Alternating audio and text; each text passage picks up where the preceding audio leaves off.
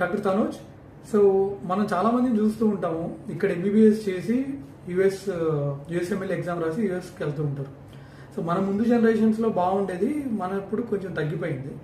So reasons ఏంటంటారు? So నా దృష్టిలో అంటే చాలా మంది యూఎస్ఎంఎల్ ఆస్పిరెంట్స్ మన టైంలో ఉండేవాళ్ళు, నేను ఒకప్పుడు అనుకునేవాడిని. బట్ అది కొద్దిగా తగ్గిపోయింది నాకు కూడా. సో 2 మెయిన్ రీజన్స్ నా ప్రకారంగా అయితే. ఫస్ట్ వచ్చేసి work life balance. Exact 8 hours అంటే 8 hours వర్క్ ఉంటుంది, ఎక్స్ట్రా 1 hour చేసినా కానీ ఎక్స్ట్రా పే అవన్నీ వేరే విషయాలు, కానీ వర్క్ లైఫ్ బ్యాలెన్స్ చాలా బాగుంటుంది. సెకండ్ వచ్చేసి పే.